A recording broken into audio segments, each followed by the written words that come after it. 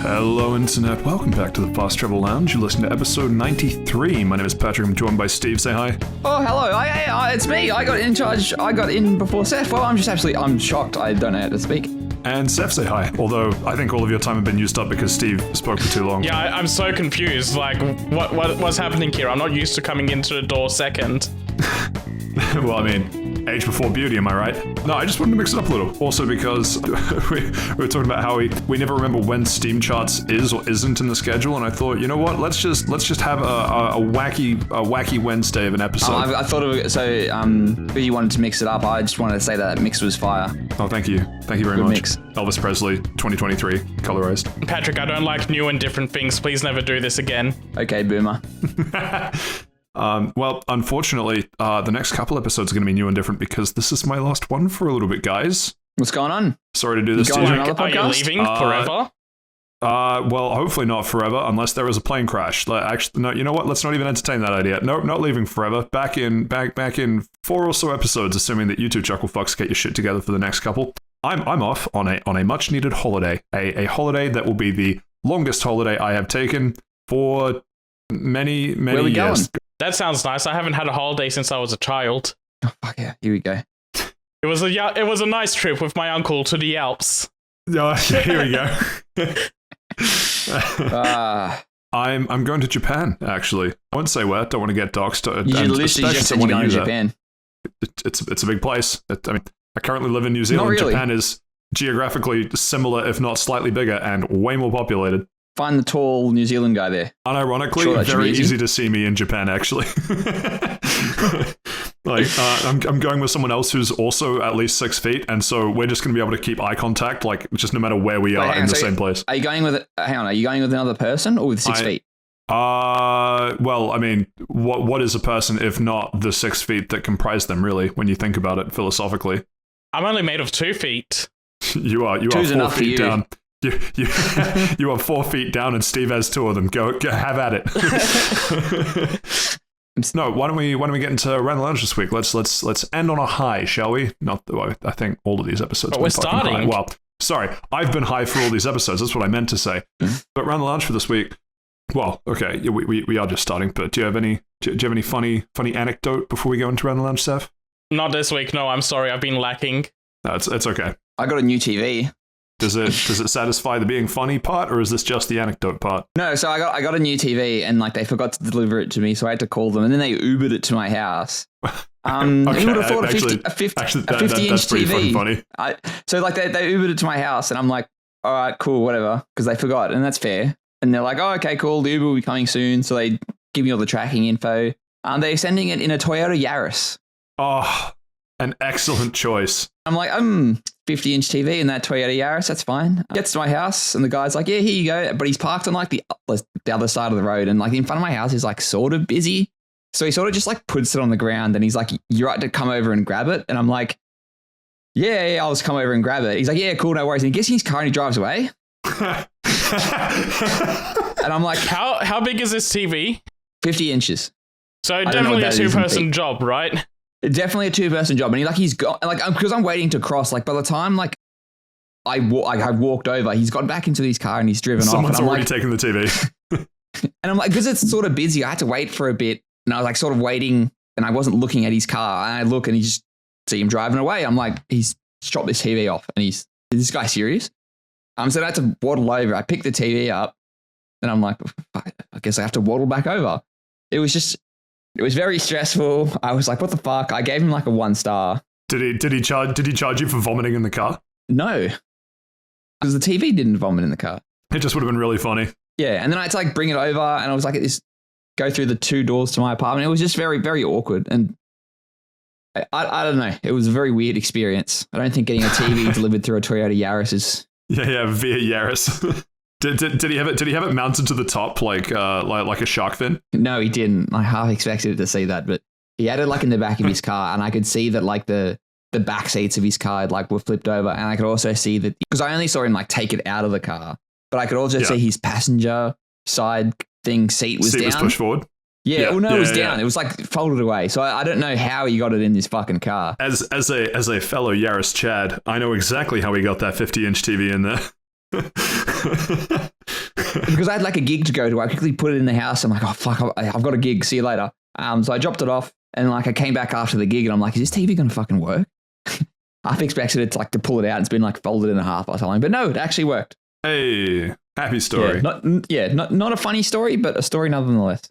It reminds me of an absolutely cursed, I don't think it's a recent video, it just surfaced recently, of someone trying to fit a, I don't know, ballpark 50-inch, roughly, a large TV from a Best Buy into their, I don't know, Dodge Charger or something. Just like pick an American sedan. Could have been a Ford. I don't fucking know. Something that GM makes probably. Ford Raptor.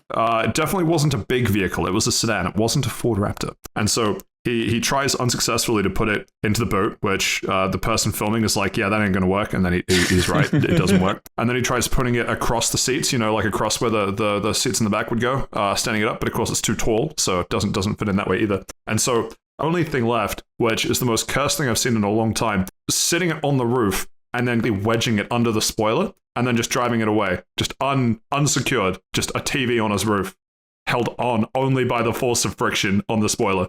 Really just raw dogging life. Just wedging it underneath the spoiler, though, that is, out of a 0 IQ move, that is the 100 IQ play. That almost cancels. it almost cancels out how dumb it is. I guess maybe how tight is, I don't know. I'm upset now. Can we move on? Dumb people in their TVs. The thing is, all I'm thinking of, I really wish the Yaris did that. I wish it done. Or it's I'm very thankful it did not. Or they put it on the roof, but it's not shark fin style. It's like sideways, and it's just like a sail. and the guy watches as his gas mileage just plummets when he's into a headwind. Yeah, anyway, we will move on. So, other than getting 50 inches of electronics delivered straight to your door, what else have you been up to, Steve? That's pretty much it. I actually have been playing My Hero Ultra Rumble, I think it's called. Absolute dog shit name for a dog shit game. Who would have thought? I didn't realize there was a game at your Toyota Yaris TV delivery driver. You said dog shit game. If only someone could have warned you about that last week. I didn't listen to you. Did you? If you said something, I didn't hear it. This would have been the perfect time for a what joke, but we shall continue. Do you want me to howl again? And no, thank you. I'm sure the one furry fan we have really enjoyed that though. Saif, what have you been up to other than telling Steve why he's wrong? But then again, how that's not really news. Yeah. So speaking of furries, I played the new Sonic update. What a strange way of introducing that. Yeah, that's not the part of the segue I was leaving hanging for you, but okay. It's the one I'm picking up. All the best. Pretty sure that's what the furry said. Yeah. Okay. Cool. Sonic Frontiers. Okay. Sweet. I have done nothing because I've been packing for my trip away. Very excited. But I do have a fun Steamcharts game. And I love those. So, Steamcharts, and I think we did do one last week. I can't remember. Everything's a blur. Time is meaningless. Titanfall 2. Okay, it was Titanfall. I know we did Titanfall 2, but I never remember which week. Okay, so we have all heard of the game Fall Guys, yes? Yes. I'm aware of it. I've played it many times. Excellent. Really? I never played it. I got the Nier Automata stuff in it. Of course you did. That already sounds cursed. I got 2 Bean. Yeah, that's as cursed as I thought. Awesome. Follow-up question. Have you guys heard of a game called Stumble Guys? I get the feeling we've got Fall Guys at home. No, I have not. I think it did come out after Fall Guys. I don't know if it's we have Fall Guys at home or if it does something. I haven't played either game, but I know that they do a similar thing in terms of the fun, casual. What would you even call that sort of game? It's not a battle royale, but it's like a trial sort of game. Party? Would you call that a party game? You're playing with like 50 other people. Yeah, Fall Guys, I'd say it's a battle royal. Battle royal or battle royale? In France, battle royale with cheese. Yes, potato. Anyway, so those are the 2 games. So my question is that okay, so I should preface this. They have very similar people playing as of we're at an hour ago. I tried refreshing it. Maybe if I tried refreshing it again, it didn't give me anything. Yeah, still refreshing to an hour ago. So they're actually at fairly similar people playing from an hour ago. Less than 10K, all right? You got a ceiling, less than 10K. So I don't even need straight numbers. I just need which one's higher, which one's lower. I reckon Stumble Guys is higher. Stumble Guys is higher? Interesting. Yeah. Interesting. I think Fall Guys is higher. You think Fall Guys is higher? That way I'm going opposite Steven. That way we actually have a game on our hands. Okay, that's true. So Stumble Guys is higher. Damn it. But I won't tell you the number yet, because I've got surprise challenger.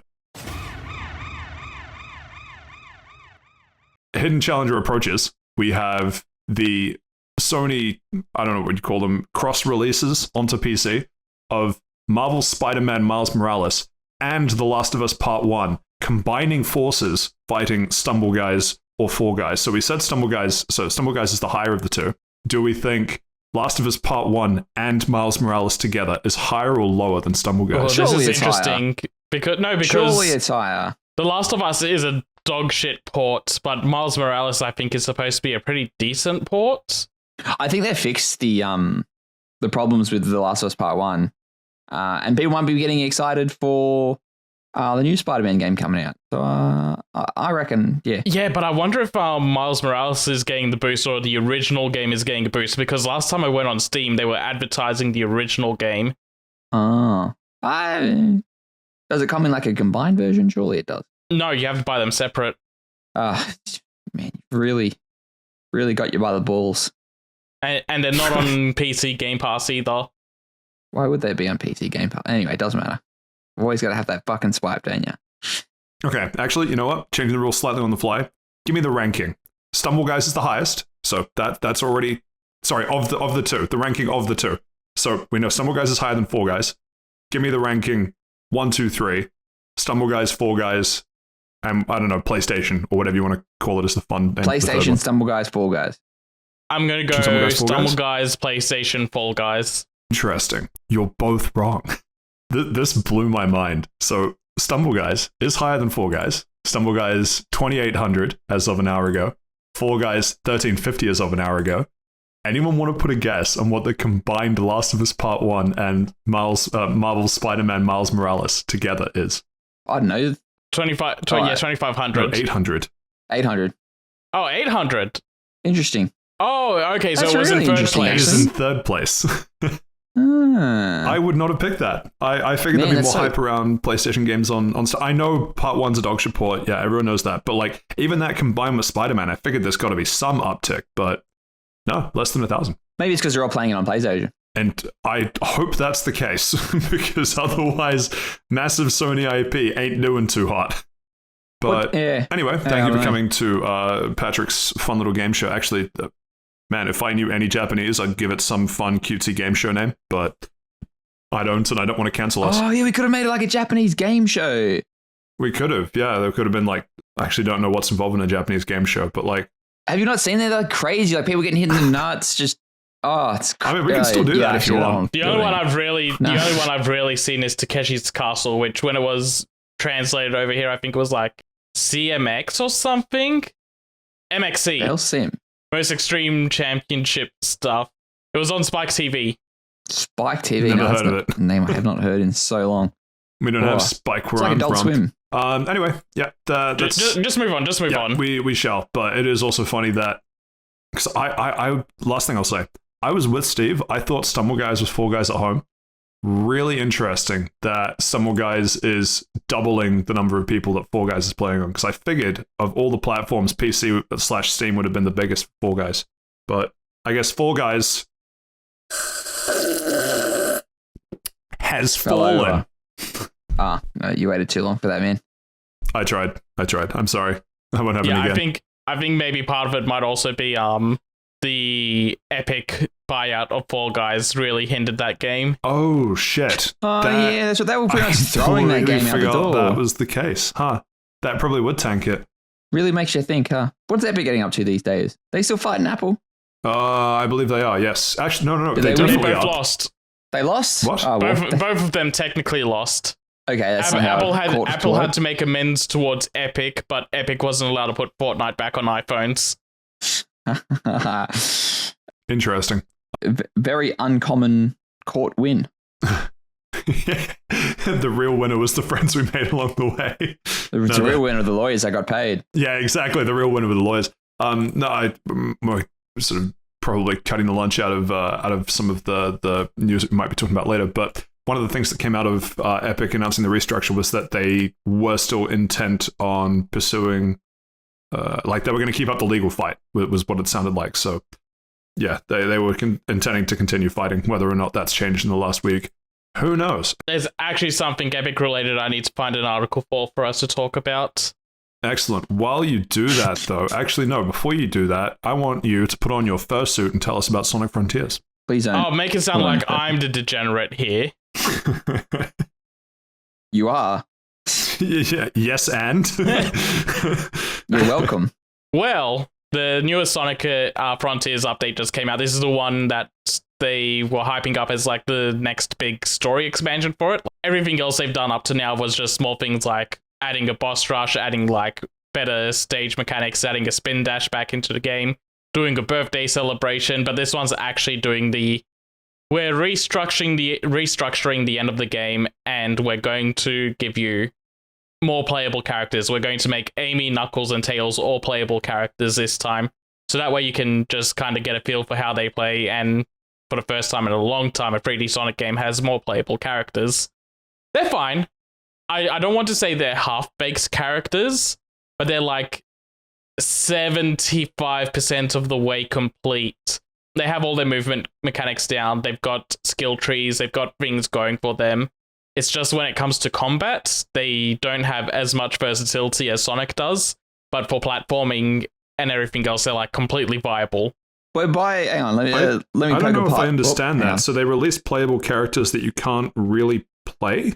No, they're still fully playable. Like the update doesn't really enforce combat all that much either, which is helpful for the case of them not being fully fleshed out in that way.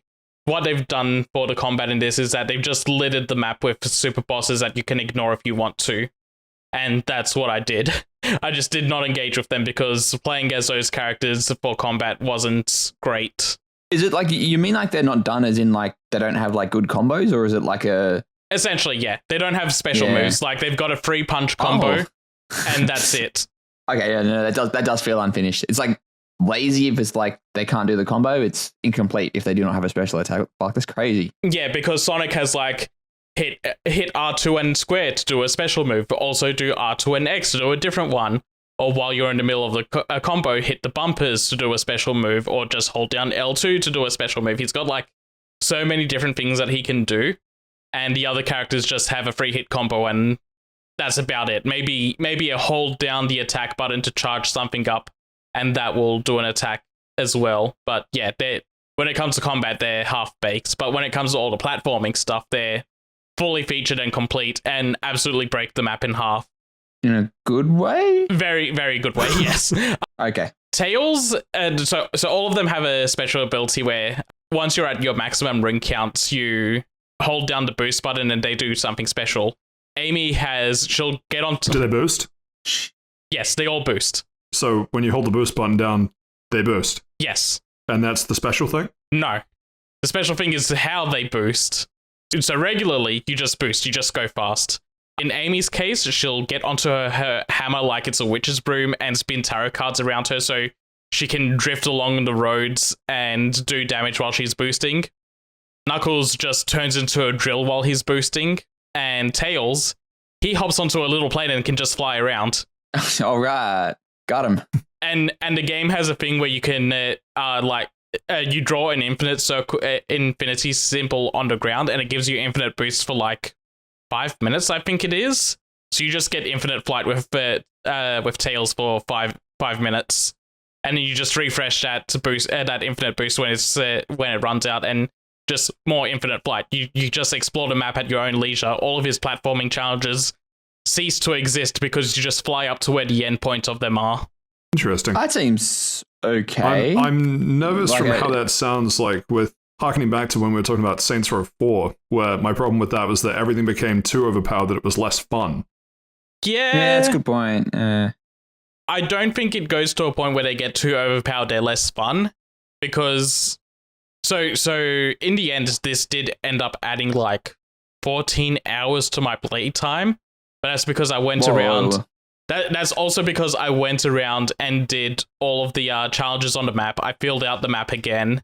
I got every character's skill trees maxed out, and I went and saw all the optional dialogue sequences. if I didn't do any of those and I just did a straight playthrough of the game, it would probably take about 3 to 4 hours to do the entire updates, like main story branch. So I think with that time limit, it doesn't get to a point. There's nothing really that could be, it's so broken it becomes less fun, because in totality, you'd probably play those 3 characters for like 15 to 20 minutes each in story. Right, but I'm saying when you say that it defeats all the platforming challenges, does that mean that you, knowing that you can beat every platforming challenge with Tails, are you still incentivized to do it with Sonic, or would you just not bother because you'd just wait until no, these are just, it'll just be for Tails specific platforming challenges, because what they've done is that they've made platforming challenges specific for each of the characters. Okay, that's better, because what I don't like is when you get into like an efficiency thing of, I could play Sonic and do the platforming challenges, but I know that it's so much faster to do Tails that all I will do is use Tails for platforming challenges, and then it doesn't make it less fun per se, but it just forces you into playing a certain way if you want to be smart about it, which... Yeah, you just go from point A to point B, just driving his little plane around. Yeah, sure. You're not driving it, you're flying it. Yes. Well, that begs the question, though. You said 14 hours, that's pretty good for a DLC. Yeah. Well, at what, like, did you have, first question, did you have fun, like, playing, like, that 14 hours? Yes, I did. Okay, and number 2, was it more of a, you only got that amount of time because you were, like, 100%ing it? Or was there, like, if you had bought this and didn't want to 100% it, would you have wasted your money and time, is what I'm trying to say. Okay, so number 1, it's free. Oh, okay, all right, play on. Yeah, this is why I'm calling it an update and not a DLC. Because it was just added to the game for free. I thought it was a weird expansion thing. That's what trips people up, because a lot of people are coming out as like, yeah, it's crazy, it's free. I would have paid like $10, $15 for this because it adds a significant amount of time to the game. Would you have? Yeah, I would have. I've already said before, like, I'm not massive on a lot of, like, I'm not super into a lot of what Sonic Frontiers is doing, but there's still enough there for me to enjoy parts of it, and they've doubled down on the parts I enjoyed in this to a point where I would have happily paid for it, because they've put in a lot of platforming challenges that I think online has been overblown. People are calling it the Dark Souls of Sonic content, or... Yes. And I don't think it gets that bad. So I'll explain why people are saying that. So so what they've done to this DLC is that they've taken like the last island of the game. There's 5 islands in the game. The 4th one is just climb these 6 towers and we do some story sequences. It's like very linear, very quick and out of the way. And so the 5th island is like an actual, like, this is a 4th proper island of the game. And you can tell in base game it's very rushed. So what they've done here is that they've just extended it out. They've made harder platforming challenges. They've made new, harder levels that remix old levels, and the side levels that are like actual, like, get to the endpoint sort of levels that you expect from a traditional Sonic game. And yeah, so you play as Amy for a little bit, and you collect some things until you find a Chaos Emerald as her.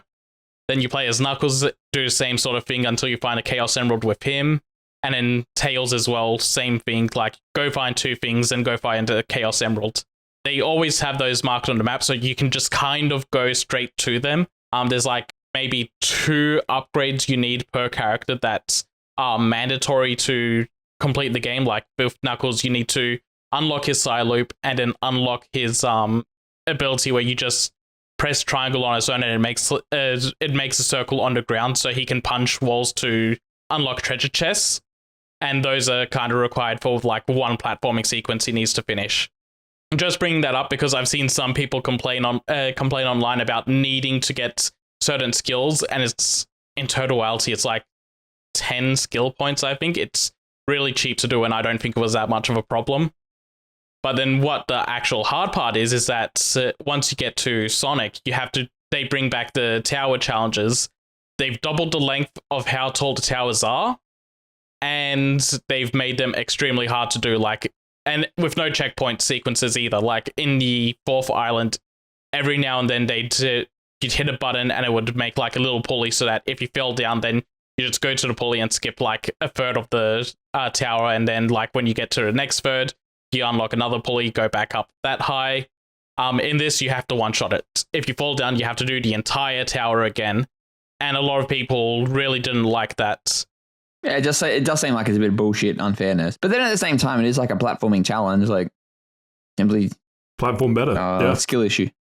I am here to say it is literally a skill issue. I only fell down probably 4 times in total out of the 5 towers. And one of those times is when Steve pushed you, right? Yes. Steven came to my house, actually pushed me over and dislocated my controller. No. He pushed you over, took the controller, and then just walked Sonic just like Joy-Con drift style off the platform. It was super slow too, so I'm like in slow motion going, no! Hang on. Let's unpack this a bit. Do you have a wired controller? Do you not? Yeah. Interesting. No, I don't. I hate wires. I thought you would have taken more issue with the fact that I said dislocated and not disconnected. Oh, yeah, that too. I'm still shook at the fact that you like plug something in. That's fucking crazy. I don't have a wireless adapter for my my PC. Get a wireless controller. Whatever, it doesn't matter. I mean, it is a wireless controller. I'm using a PS5 controller. It's just I need an adapter for it to work. So, new plan. You were climbing the tower. Steve came to your house with a brand new wireless controller, pushed you out of the way, walked Sonic off the cliff, and then gave you the wireless controller, took the wired one, threw it on the ground, just like controller spiked after a Smash Final type, and then ran away laughing. I'd be very upset because okay, no, I'm not actually going to make the joke because I'd upset myself if I said I got a DualSense Edge. You know, the $300 PlayStation 5 controller. Oh, yeah, the Pro one. The PS5 Pro, whatever. Or the PlayStation controller. The DualShock Pro is what DualSense Edge. Call it. Because it edges you. Okay. Okay, so Steve edges on top of the controller and then leaves. All right. But yeah, I literally think it's a skill issue because just take the platforming section slow. Don't keep trying to boost everywhere. Don't keep trying to spin dash jump past things. I'm sorry. You just take these. What's Sonic's cat phrase? Wow. Oh. Cat phrase. Meow. Yeah. Catch phrase. You've got to jump carefully. Oh, interesting. I didn't realize they updated that with the update as well. Okay, no, fair enough. After he went to the Olympic Games with Mario taught him a couple of things. After he nearly broke his spine in the in one of the gymnastic things, he got a way better work-life balance and stopped grinding so hard. After the disqualification in the 100-meter dash, he stopped the cocaine. Yeah, well, that was for all the HGH he was doing. How do you think he grew those teeth? We do not need to remember the baby teeth on the Sonic model in the movie. Bring back. I'm telling you, it's all human growth hormone. He was literally growing a human in his mouth. But yeah, the only thing I really didn't like about the towers is that on the second one it has these pink walls that you have to homing attack into to further progress the challenge.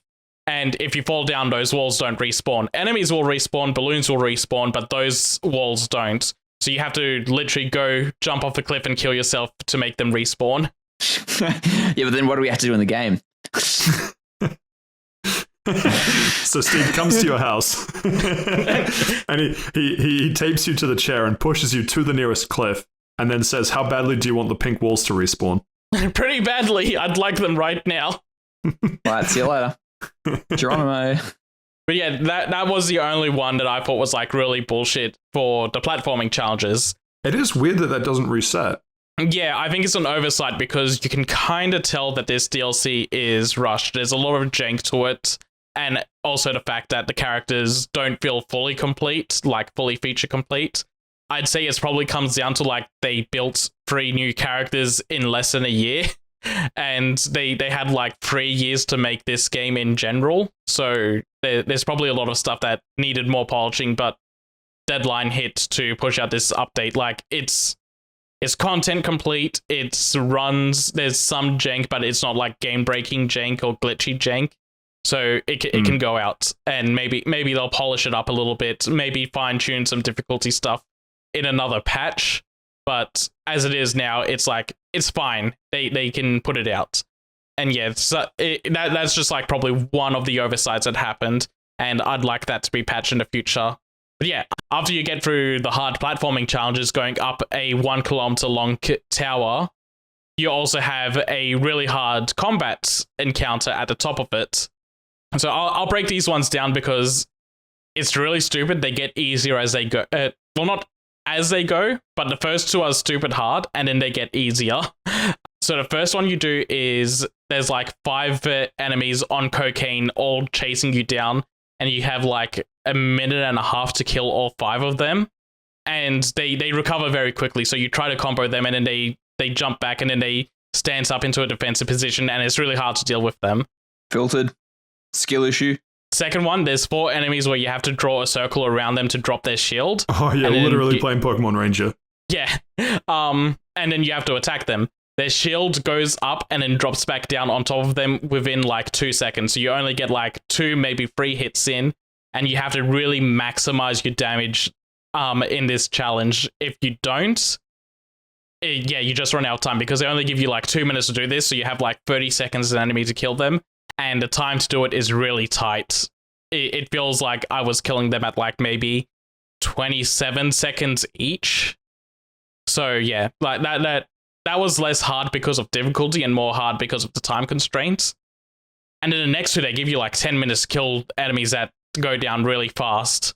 I don't know what was up with that decision, but yeah, I was very confused going into the next 2 and clearing them on my first try because they both gave me a lot of time to do them, and they were very easy fights to do. And then you get a 5th one. The 5th one is probably the most bullshit one. They introduced for the first time a system called the perfect parry. In Sonic Frontiers, you had a parry mechanic where you just kind of held down the 2 shoulder buttons and you'd stay in a blocking position for like 10 seconds. It was a very, very generous window to parry attacks. People went online and said, yeah, no, this parry is super easy to use. Like no fight is challenging because of how easy this parry is. So Sonic Team looked at that, went, all right, bet, and shortened down the window for this challenge so that they actually shortened the block based on your difficulty. So I was playing on hard. Playing on hard, I had an 8-frame window to block things. That's almost as tight as the Perfect Royal Guard and Devil May Cry games where they have 6 frames. Simply play on lower frame rate. That would also cut the amount of active frames you had. Playing on medium boosts that up to 12 frames, I believe, and this game runs at 60 seconds, by the way. So 60 frames a second, you mean? Yeah, 60 frames a second. No, 60 seconds. Oh, if shit, the man. game's not finished in 60 seconds. How'd you get 14 hours out of 60 seconds? That's crazy. And lot of restarts. And on easy, they give you a full, like, 60 frames, so 1 second of block. So that's compounded with the fact you were on a 400-second time limit because they put you in a boss rush where you have to defeat 3 bosses all within the 400 seconds with no ring recoveries. So yeah, it was the 2 of those combined that made this a really difficult challenge. If they either... I'm fine with the block, as long as you got to recover some rings and, in essence, time between the bosses just to make up for it. Because on my winning run, I got the first boss down in like 75 seconds, and then the second boss is an auto runner, basically. So you got like... You really got to maximize your damage when you get to the boss, and that still took me like 200 seconds to do. So yeah, the second boss was like a big time guzzler, and then I was really sweating for the third boss, which went down really easy. That one went down like 30-40 seconds.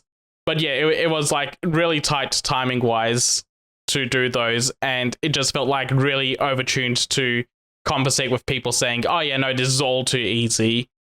We need something more challenging, and these boss fights are not designed for like those really tight parry windows because all the attacks are like ambiguous in when they activate. For example, the first boss has an attack where they do a full 360 rotation. On that rotation, they have like a circle effects go around them, and then it's somewhere inside the active frames, like the visible active frames of that circle that is going to hit. And for the life of me, I don't know where it is. I don't know if it's in the middle of when that's supposed to be or like at the end of the circle. It's like very ambiguous where it's supposed to be in there. So only having like a fraction of a second to block that is super tight and kind of unreasonable. Filtered, skill issue, etc., etc. Yep. That's how it works, isn't it? Yeah, basically. So yeah, that was the point where I turned it down to easy. Like there's other things like the platforming challenges get easier if you turn it down to easy, and all the other challenges, I think all the other challenges go untouched, but the parry window was the one that was like, that made me go, okay, I need to turn this down to easy just so I can actually finish the story of this and then maybe at a later time come back to it. So what you're telling me is when you put the game to easy, it becomes easier? Yeah. I know, crazy. I need to take a moment. I don't know how to process this. And yeah, so after finishing that, you just get moved straight to the final boss fight. It replays the first phase of the final boss fight that was in the original game, which is just super easy, not anything to write home about. But then the actual second phase is like completely brand new. They took the final boss of the base game and actually gave it something unique, because in the base game, it was basically a reskin version of the first boss. So now they've actually given it its own form, its own identity, its own theme music, and everything is slapping at such a higher level than before. Like all the bosses in the base game, you could tell they were heavily inspired by Dragon Ball Z and Metal Gear Rising and those types of over-the-top flashy things that are happening. This goes even more overboard in the Dragon Ball Z type of imagery and inspirations. They essentially give Supersonic 2 a form. But, like, I don't know how else to explain it. It's like Supersonic but beyond. Got electricity, extra spiky hair. Yep, and his eyes turn blue. Oh, bit Aryan, but anyway. And yes, it's like probably now the best fight in the game. Like there's a lot of really cool things that happen in there. For one example, every boss has like you block their attack and you get like a counter state. The first boss is like, yeah, no, Sonic turns into a ball, drills up into its jaw, and then once he rises above it, he like gets ready for a drop kick, but like 5,000 after images of himself come down and all drop kick him at the same time. In this one, that's pretty cool. In this one, the counter state is the boss rushes at Sonic, who's just sitting there with his arms crossed, kind of dodges, and then the screen goes black, and it does like 50 slashes of yellow lights on the screen, like it's getting sword swiped. Then the boss crumbles onto the floor, and then Sonic is just standing there looking over his shoulder, like giving it a trunk stare sort of thing. It's super anime and kind of like, it's over the top, and I kind of love it. Yeah, it's that's a good way to do a boss fight. And yeah, once you finish the boss fight, it just goes back into the vanilla ending of the game. It's just like, yeah, no, gameplay-wise, we got to redo everything and make the final island a more satisfying conclusion to the game. And yeah, so I came out of this really enjoying it. Well, I guess that's what you want. Nice. All the extra challenges were like things that were up my alley. I think it was a little overblown, so maybe I got to it like 2 days late, so I was expecting more of my teeth getting kicked in, and that didn't happen until it's like, oh hey, this parry window is 8 frames. Good luck. And I'm like, yeah, no thanks. Have at it, boss. Yeah. And yeah, so yeah, I came out of this really enjoying it. For free, it's insane that they did this much with the game, because they also add like 10 new stages to do, which I didn't touch on at all. But yeah, it's insane how much they just gave away for free. That's cool. It's not free updates every month to Monster Hunter Rise Sunbreak, cool, but pretty cool, yeah, I guess. Things like this doesn't usually happen to Sonic. It's usually just one and done. What about you, Saif? Are you a one and done now that you played through Frontiers, or any plans to go back and give it another go now that everything's sort of out or fixed up? Not really. Maybe a replay in like 3 years, but not anytime soon. Gonna do one of those Alpharad heavy modded ones? Gangnam styling boss in the distance? Unfortunately, not that one. Maybe turn it on when I'm just going around the island. But when I actually have to fight that boss, I'd actually have to turn it off, because it's impossible to fight that boss when Gangnam Style is turned on. I've seen an Alpharad video. He could not actually touch the boss. Filtered. The best mods are the ones that increase difficulty and the meme. But yeah, cool. Thank you for that update. Any final thoughts from you or Steve on this? Because otherwise, I'm good to move on. I sort of want Sonic. I do sort of still want it. I'm not sure if this is going to convince me. I think. How badly? How badly, Steve? How badly do you want it? Probably not as badly as what you're trying to make it out that I am. But I will pick this up in the future. Not going to put a time frame on it. Maybe when it's $15. Maybe when it comes to Game Pass. Who knows? What if it gets delivered by an Uber driver in a Yaris? You want it more or less? Hang on. No, it has to be like comically large. What? All right. What if the disc fits perfectly into a 50-inch TV box? You know what? Make it an 85 TV box, and you're onto something there. But it's like, I've cheaped out, so I've gotten like a damaged. But you only have an 82-inch CD player. No, I've got like a damaged box. So I've got it like second half, but it's still in an 82-inch box. Right, sorry, 85. The box is advertising as an OLED disc, but it's actually just LED. OLED disc, eh? Okay, I'm done. Move on. I'm out. But Steve, we got to move forward. We got to move on right back to you, right back to where it all started. You were playing some My Hero Academia Battle Royale or Royale? Well, no. So the official name is My Hero Ultra Rumble. And as a big fan of, or maybe big fan stretching it, but as a fan of My Hero Academia, Ultra Rumbles. Oh right, I got the wrong beat. My bad. Yeah, no, you got the wrong beat. I think you're thinking about a toy. I was like, I saw this game was like coming out a couple months ago, and I'm like, you know what, I'll check it out. And then it released, like just before we recorded last week, so I downloaded it and hadn't played it. But I did have a couple of plays of it on the weekend. I did not enjoy my time. This is quite unfortunate. So essentially what it is it is a free-to-play battle royale in the sense as you were on a team of 3, whether they're randoms or they're friends. Big surprise, I played with randoms because I could not find anybody that wanted to play with me. But at the same time, I didn't try it. Good save. I almost thought it's because you had no friends. At the same time, I didn't ask anybody to play with me, so I guess you spared them. Yeah, I it's true. Actually, you were the best friend. Actually, I thought about asking some people. I'm like, no, I'll have a couple of games and see how we go. And I'm like, you know what? I'm not playing this game. So yeah, so essentially, it's a battle royale. You're on a team of 3, and there's 8 other. There's a total of 8 teams. So 3 teams of 8, easy math. That's 24 players in total on this map. There is only one map, which is quite unfortunate. But I'm not sure. Are you both fans of My Hero Academia? Or I'm all caught up on the manga. Yeah, mad. Or as the weebs call it, Boku no Hero Academia? No, those are the ironic weebs. The ones that need to be punched in the face. I've heard of it, and I've been told that it's the sort of thing I would enjoy if I watched it, but I just haven't engaged with it at all. So, yeah, I guess no, not a fan, but not because I don't like it, just because I've never really given it time of day yet. Well, it's essentially green Naruto. So it also has orange Sasuke. Still doesn't help me. Sort of.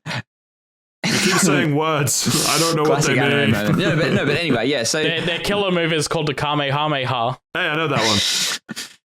Yeah, all right. I'm not going to explain it. If you like My Hero Academia, you'll probably sort of enjoy this. It's kind of hard for me to describe because it is a very generic battle royale in the sense of there's a shit ton of gacha mechanics. It's free to play. The monetization's up the arse. You're given, I think there's 10 or 11 characters at the moment that are playable, but when you first start, you only have like 3 or 4 like licenses unlocked. And to one of those. Yeah, it's one of those.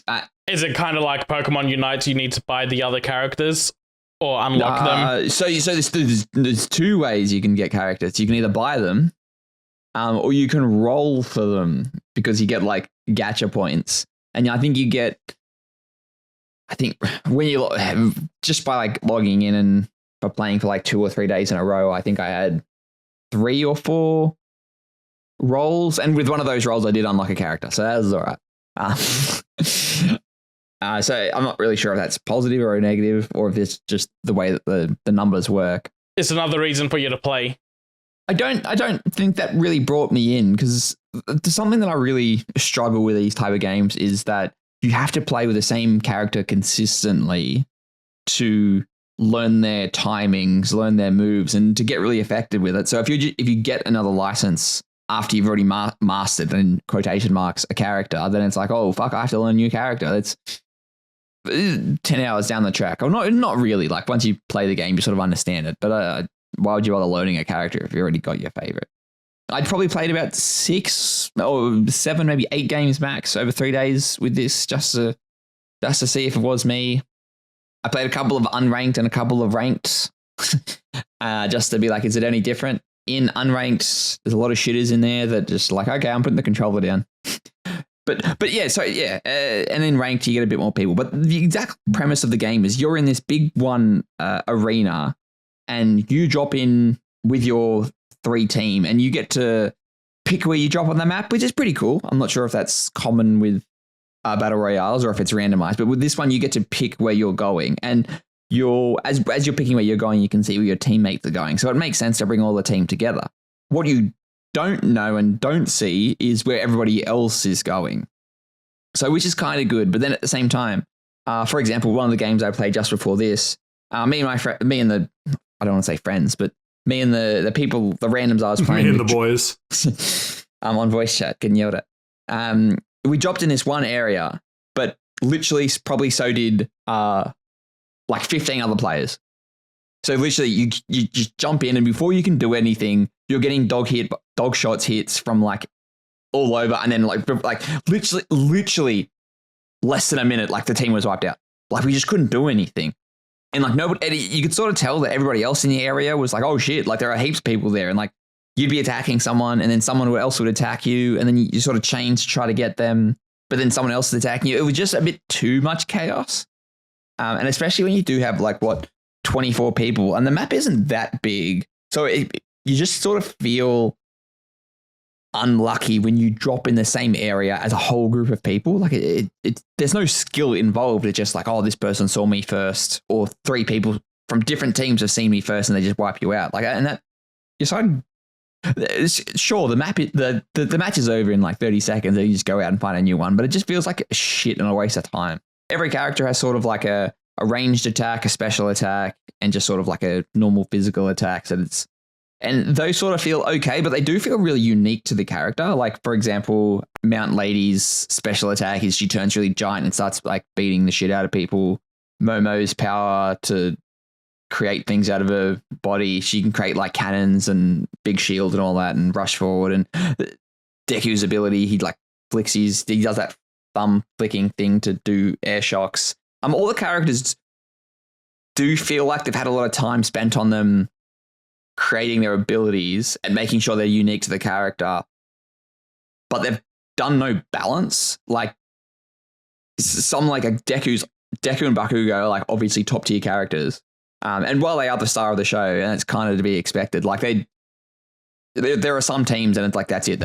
They'll have All Might, Deku, and Bakugo, and that okay, cool. I'm putting the controller down. You can't win. Yeah, having the equivalent of My Hero Superman in there just makes it rough, especially if they're like they're being accurate with his moveset, so they actually do just make him really busted. It's kind of like the Naruto Ultimate Ninja Storm games. They go for kind of anime accuracy on like their moves, and in that way it becomes an unbalanced game because like, well shit, what the hell is Teen Shikamaru going to do against Nine Tails Nine Tails Unlocked Naruto from Shippuden? Yeah, well, or like Perfect Sharingan Sasuke, or like Minato. Oh, God forbid they go against Madara. Which one? Madara from the Edo Tensei or Madara? Okay, no, I'm not doing that. Yeah, and the Sage of Six Paths and Senju genes unlocked. But it definitely does feel there is a balancing issue, and that's one part in like how they've built the characters, and another part is just it is very, very easy to get stun locked, especially if the person knows what they're doing. It's like, okay, I've got you alone. Stun lock, down. You're dead. Oh look, your one of your teammates has come over to help you. Stun lock, all the best. It just doesn't feel fair. Like it's just rough, and I can't really find a way. And I guess probably the premise of my experience with this though is that if I did have a party and there was 3 of us and we were communicating and getting together, would we have a better time? I don't know. I don't think we would. it would probably have a more fun time playing with everybody rather than playing the actual game. Like we just play any other game. Like I don't really feel compelled to go back. I don't feel compelled to feel like there's something there and I should invite more My Hero Academia fans to play. All right, to pick up maybe for an afternoon. But I don't think I can recommend this game, sorry. Because like having teams of 3 is odd. And it's especially more odd when you've got like 8 teams total. Like it doesn't divide very well. There is only one map. And while there is variety in the different parts of the map, it gets like very stale by game 3. I don't know. I just didn't really have a good time. Like, and there's like a weird leveling system for all the different, like your special attacks. And if you sort of like miss a couple of level ups in the first like a minute or two, like that's it. You're like, you can't do anything. Behind. Like, yeah. You're behind and there's no way for you to catch up because if you come across anybody else, you just get that's fucked. it. Like, yeah, like it does sort of have that MOBA type of, within the first minute and a half, whether you're going to be good or you're going to be not. But you see, even with MOBAs though, MOBAs generally have a rubber banding mechanic in some form. It sounds like this just doesn't. It doesn't. There is like civilians you can save on the map or like treasure chests you can sort of open. I really thought you were going to say there's civilians on the map that you can just kill for XP. Well, if you're like a villain, that's kind of, it's implied that's what happens. But there's only like 2 or 3 villain characters at the moment. I suppose like 9 heroes. So I think it's like play on. But like, and if those give you a chance to get upgrades or healing materials. But if you like haven't encountered anybody and you're not getting any level ups, like it just feels like unfair. But probably the shittest part about this is like the camera controls are just dog shit. Like there's no like locking on. And I take the point you probably wouldn't want to lock on to a character like an enemy if you're against like 2 or 3 characters at the same time. But let's say if you accidentally, like if you're like running and then you see someone else running in the distance and then you try to like make a play at them, all they do is just like turn around and they overshoot you. And by the time like you've turned your camera around, no matter what sensitivity you're on, you really can't get it right. Like they've already like stun locked you or they've put you into a position where it's like, okay, I can't see anymore. Or they'll hit you in a different direction so that they're no longer in the center of your camera. I don't know, maybe it plays better on PC. But at the same time, I think this is available on mobiles as well. So maybe that's the kind of design they're trying to get, but it's just not fun. Yeah, I don't see myself continuing with this. I realistically, I'm never going to pick it up again. There's sort of some potential in the characters, and it does feel like when they've built the characters, they've watched the anime, they've seen the show, they understand how the characters like what they should do and how they should interact. Because like when you can unlock like special outfits or like voice chat things for like prompts when you're pinging different areas. That's kind of there, but then you actually play the game and it's like, oh, the people that made this game are just trying to like suck you dry to get all your money, and it's not a fun game to play. So it's definitely probably something I can sort of recommend for like an hour or 2 if you're a very heavy My Hero Academia fan, and maybe if you've got 3 friends as well. Or sorry, really 2 friends. It's got to be a group of 3. But if you want to play this by yourself, like I'd go watch the anime or something. Like go do something else. Well, there's a My Hero Academia game that came out that's like a year or 2 ago. One's Justice, and that gets pretty cheap. So pick that up if you really want to interact with My Hero Academia on a more of a video game level. But yeah. I completely forgot that One's Justice was a game that existed. Didn't Alpha Red run a tournament on that or something, Pat? Pass. Do not remember. Damn, I think you might have actually... I feel like you're the one that showed me he ran a tournament on that, but maybe not. On which game? Because, I mean, chances are I've seen the video. It was a My Hero Academia game. See, the One's thing is, Justice. I wouldn't even recognize it. I'd just be like, oh yeah, he's just playing some game. Actually, no, it can't have been me, because if I'd seen that, unless it was an absolute banger vid, I wouldn't have recommended it to people. I would have been like, it's a good Alpha Red vid. Shout out to Alpha Red. Hope he shouts us back. He has to. He's legally obligated to now. That's true, yeah. But yeah, like I'm not sure. Yeah, I very hard to recommend this game. You've done a very good job to convince me not to actually download this or check it out ever. Yeah. So you know what? I'm just going to say do it anyway, Seth. Prove Steve wrong. No, I'm actually like very rare dog pile on Seth moment. The difference between me and you and that we're built different is that this is free. This is free, and you paid like $13 million for Dragon Ball Breakers. Yeah, and that was a good game. Was it? How many hours you put into that, big fella? Seth takes the high road and just doubles down. Let me go look at my Game of the Year list right now, and oh, look at that. I've scored it a perfect 10 out of 10. Dragon Ball Z the Breakers breaking records. That $80 has a gun to my head. Did you actually spend $80? No, it didn't even come out for $80. It came up for sure. I think it came out for like 30. I thought you might have gotten 40, I think. I just wasn't sure if it might have been that's in New Zealand bars. I wasn't sure if you got like the Super Season Pass DLC. I think even that edition was like 50 at most, and I didn't fall for that trap. Oh yeah, no, you dodged the bear trap, Seth. Yeah, you still bought Dragon Ball The Breakers, but don't worry. And it's a 10 out of 10. Good. Final thoughts from either of you? Otherwise, I'm good to move on. 4 out of 10. See, I don't know. It's kind of rough to score it because it's like I didn't interact with it in the way it wants me to interact. Because you need friends. Just say it's bad and move on. Okay, it's bad. Not recommended. Well, 4 out of 5 doctors might not recommend using My Hero Academia for toothpaste, but 5 out of 5 doctors. What? Shut up. But 5 out of 5 doctors recognize that we're at the end of part 1 for this week. Thank you to you both as always. We get to move on to part 2 for this week, which is of course the news. And starting off, Van Gogh is not only alive, but is trapped in the basement of an art museum painting Pikachus. Is that what I'm getting? It's Van Gogh. You got to really pronounce it. So yeah. My apologies. Van Gogh. So did you cover your mouth? That's already COVID safe. I can walk right into that. He's wearing a mask. You can see it. Actually, I'm wearing my 17th century antique diver's helmet, which is very COVID safe. Thank you very much. Is that why it sounds all tinny on your end? Well, okay, you can just shut the fuck up.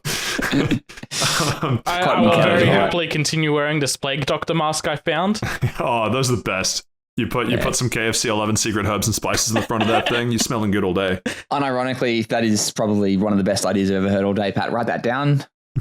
That's literally what they did. What do you mean, right? That's literally what they did. Well, they put the KFC herbs. They put the KFC herbs and spices in the Plague Doctor's mask. Oh, I thought they put general. Where do you think MSG came from? The whole point. Okay, we're getting wildly off topic, but just because it's fascinating, the whole point of the giant long beak on the Plague Doctor mask is to like shove it with onions and garlic and shit to mask the stench of dead people. I knew that, but I didn't know it was like the KFC herbs and spices. I didn't think they had it back then. What do you think is in the KFC herbs and spices? Dead people.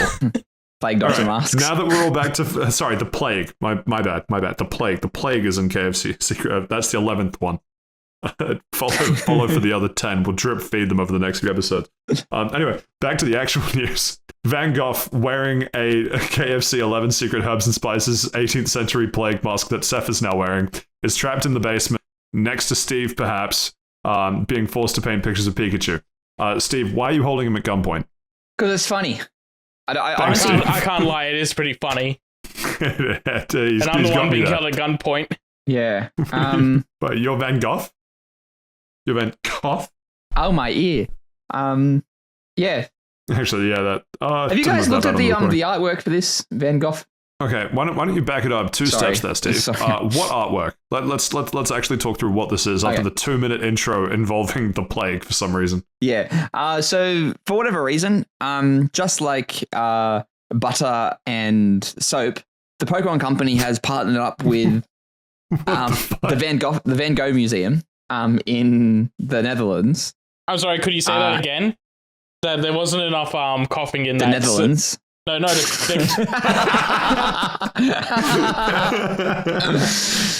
He got you there, actually, Seth. Point, Steve. Anyway, so the Pokemon Company collaborated with the Van Gogh Museum in Amsterdam to create a bunch of Van Gogh. I can't even hold up my own joke anymore. Any Van Gogh, like different portraits of different Pokemon. Of course, with there's a Pikachu sort of in the style of his self-portrait. Which looks sick. There's a bunch of weird. It does look pretty cool. Yeah, like Pikachu in the little grey hat looks awesome. Yeah, there's some neat things. But yeah, as in no surprise to everybody. What's not neat about it, Steve? Scalpers once again ruining everything. So they sold out within seconds. Depending on like the rumors that you believe going around.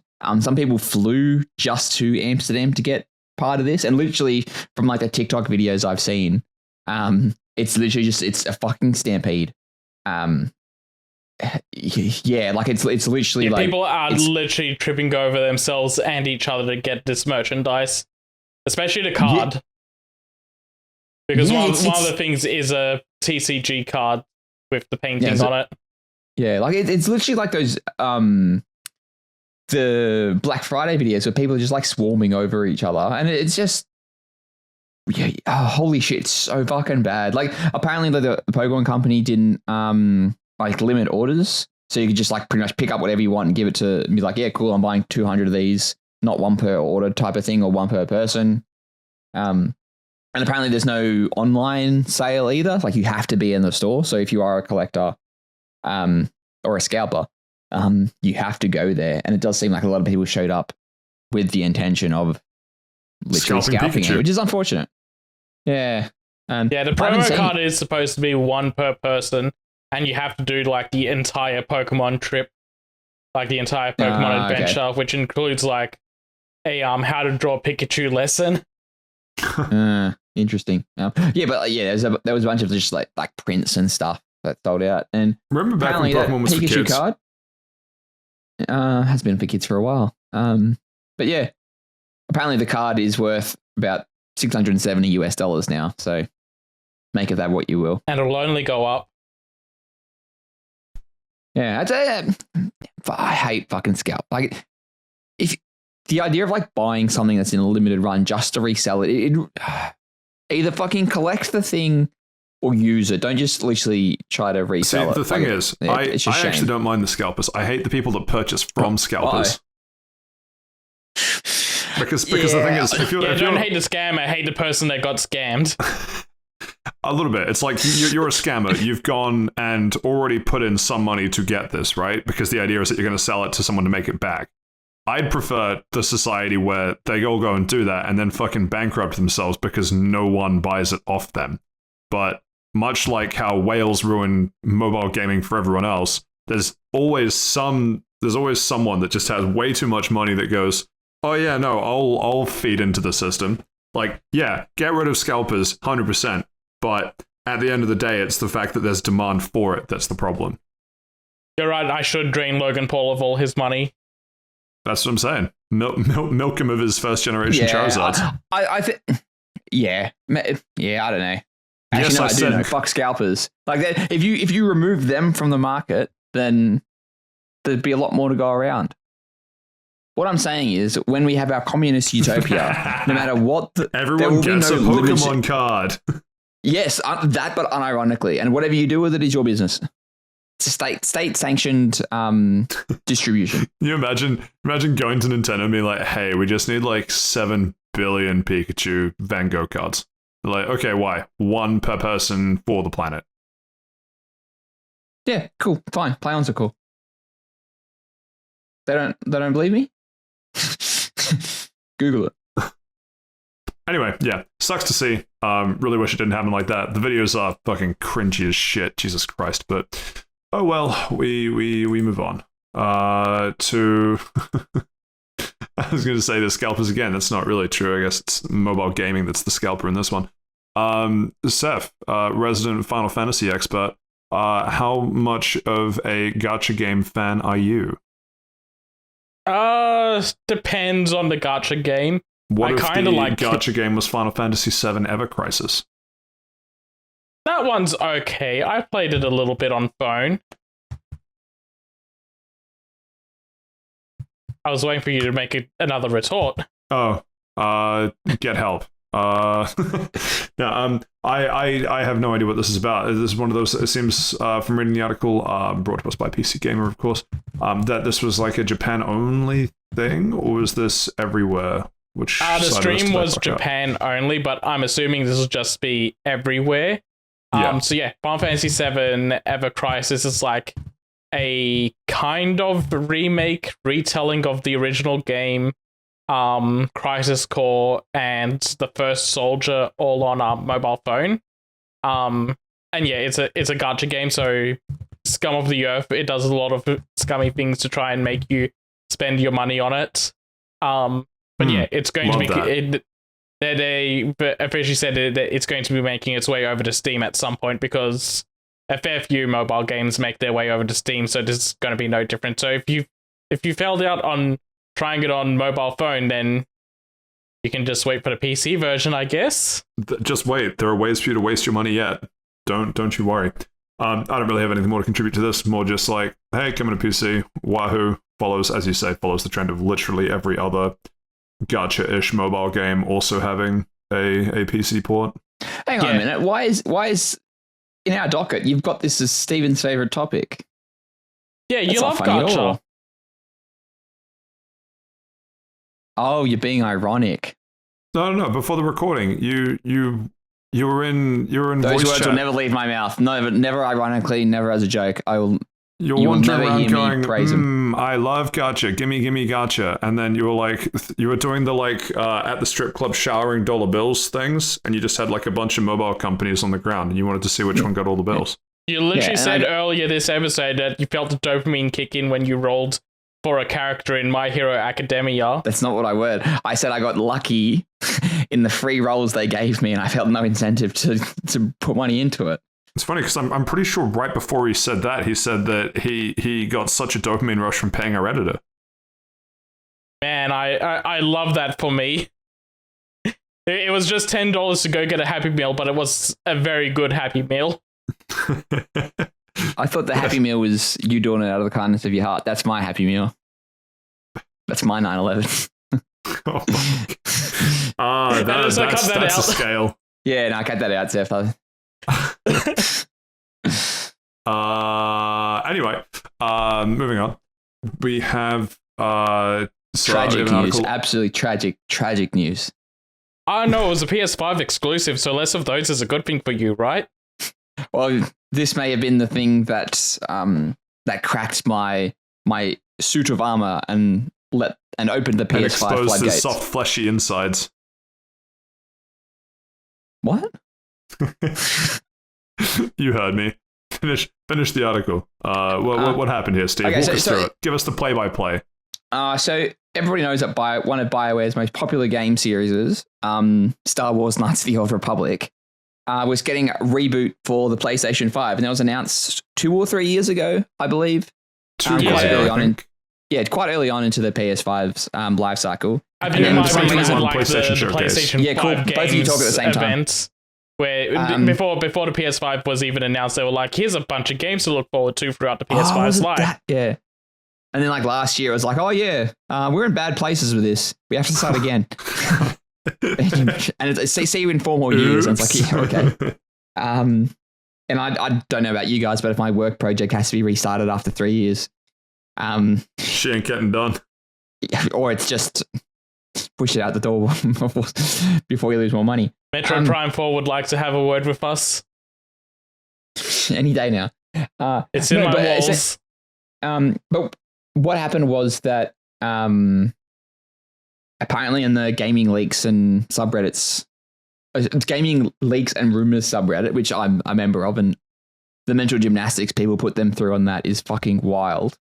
There was a tweet from, I think it's the PlayStation account, and it like had look forward to this, and then it was like removed, as well as I believe there was a trailer as well on YouTube that got removed.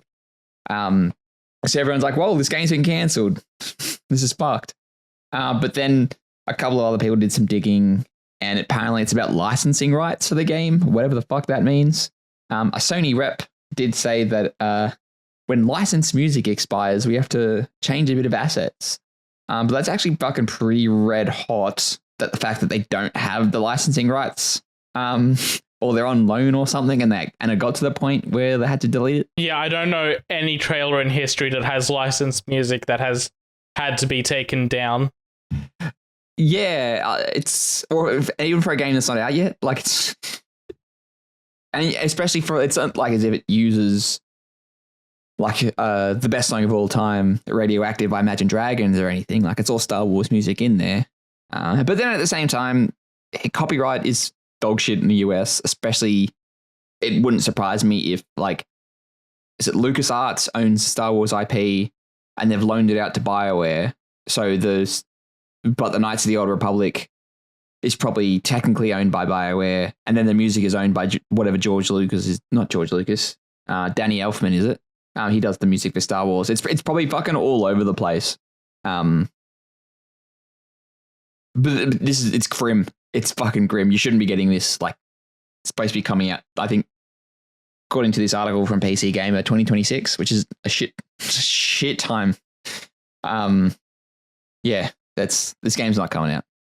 Yeah, it's not even just like a trailer got taken down. It's like multiple trailers and posters and other marketing stuff for the game got taken down. So they've just said the one retraction about licensed music, and that doesn't really line up with like how other licensed music trailers have worked in the industry before. So I feel like that's basically a cover-up excuse. Like, they're just trying to cover their ass over it. Yeah. Like, why are you taking posters down if there's something wrong with the soundtrack? Like, yeah. So maybe it's cancelled or on ice. Maybe it's like they're taking all the old stuff down so that they can fully reboot a re-announcement of it. But that's like hope. Be interesting to see where it goes. Maybe this means... Oh, hang on. Whoa. Hang on. Do you reckon Microsoft's buying Star Wars? and Star Wars I still think Disney, they're trapped in hell where they can't buy anything till the Activision Blizzard deal is done. They probably won't buy anything for some time after it as well, because like they bought Activision Blizzard, like, what, 69 billion was it? Gunjillion, I think. Yeah, and how many of that went to lawyers? Or how much more did they have to spend for lawyers? Like, at least 68 gunjillion. $1 microdollar. Whatever. And then they're going to go for Ubisoft's next, so they get those streaming licenses back. Why don't they just buy the CMA? I know, I'm telling you, Microsoft is going to shut down the Xbox studios, and they're only going to have Candy Crush. Yo. Utopia. It's upon us, boys. That's the Gigabrain that's the Gigabrain play. But yeah, 343 is going to be absorbed into the Call of Duty mines. Yeah, that's not surprising. Or Call of Duty is going to be absorbed into the Halo mines. Halo's going to be absorbed into the Candy Crush mines. Hang on, Halo Crush, Call of Crush, Candy of Duty. We might be on something, fellas. Hold on, ooh. I got it. Vicarious Visions get put into the Candy Crush mines. I don't like that outcome. No, we're looking at the Candy Crush MMO. World of Crush. World of Crush. Yeah. No, anyway, yeah. Let's stop talking about the Microsoft Blizzard stuff. But yeah, no. Knights of the Old Republic. I recommend go playing this game. It came out on Switch a while ago. In a bad way. World of War Crush. Just probably pirate or emulate Knights of the Old Republic. You can get like actually, it's available on Steam. That's pretty cheap, and you get like mod packs that restore all the cut content. I was gonna say, I'm sure you can just pick it up cheaply on like a Steam sale or something, because it's such an old game now, like by like current year standards. Yeah. Neat. Final word from you, Seth. We moving on. We are good to move on to sadder news. Cool. So in sadder news, we have more studio layoffs. This time it's Naughty Dog being a naughty dog. Oh. It actually feels inappropriate to make a joke like that in the time. Bark, bark, bark, bark, bark, bark, bark, bark, bark. Instead of who lets the dog out, instead of who let the dogs out, it's who let the dogs go. No, that's just as bad, actually. That was a good one. Basically, the studio is cutting 25. I think I saw the number. Where did I see the number? It was just in front of me before. Yeah, sources have said, so there's a whole bunch of like NDA shit sitting on top of all this because of course there is, not necessarily NDA, but just like strong discouragement not to share anything. But sources saying that at least 25 developers were part of the downsizing. Full-time staff do not appear to have been impacted, but video game work is quite heavily contract-based, so it doesn't really mean much. But it was communicated internally at Santa Monica. What was the other part that was worth reiterating? Departments ranging from art to production were impacted, but the majority of those were laid off worked in quality assurance testing. So, grim. You don't want to be laying those people off. What was that COD that laid off a bunch of, was it Raven or something? And then everyone went, Raven. Crazy that the game's shit now, and everyone went, yeah, if only there was a reason for this. Like, if only we could figure out some reason that changed in the development cycle of this game. Yeah, and I think it was Raven's QA department specifically. Yeah, it was. Didn't they end up unionizing? Yes, they have now. They did, yeah. Well, sorry, they have since. They rose up, as it was. They raved, if you will. Also mentioned in this article is that The Last of Us factions has been essentially put on ice. We knew that from months ago, though. The game was never coming out. Months ago we knew that Bungie came in and said, yeah, no, this either needs to be cancelled or needs to be reworked because what's here isn't going to work. And it seems like since then Sony's just put it on ice. It's not completely cancelled, but it's not going to progress until either it gets cancelled or it gets sorted out. It's basically in limbo like Tekken Cross Street Fighter is. And you know what that means, boys? Last of Us Part 1 remake, re-release, remaster on the PS6. Let's go. No, they're doing a remake of the TV show. They're doing a remake of the TV show for older generation TVs. Oh. It's Pedro Pascal, but like scaled younger. It's a silent it's film. got a CRT filter on it. It's a silent film. It's like the old 1920s or 30s where it's silent and there's just someone on the piano doing all the sound effects. Oh, if only. No, much sadder than that. Yeah, I think it's really scummy to have them just locked in and go, do not talk about this at all, and there's no severance pay. So it's a double down of this is really shit for the people getting laid off. Well, sources say that there's no severance pay. We don't have that official. I mean, I don't think Naughty Dog would ever come out and say, yeah, no, fuck I imagine, Naughty Dog's also not the ones coming out and saying, yeah, fuck these 25 people, we're downsizing. This is all from sources telling Kotaku and Bloomberg about the situation, which I imagine the sources are the people themselves, and they're like staying anonymous. Yeah, but what do they know? You're right, what do they know? Maybe they can tell us more about what's going on within Naughty Dog. Yeah, no, you probably are right, but I imagine the reason I'm hesitant to stick anything on it too much is that usually from how it seems like these things go is that sources come out, they say a bunch of things, and then the studio goes, yeah, okay, no, we did do a big fucko moment, but here is our side of the story, and then you get to kind of hear the curated version of the story through legalese. Yes, you do.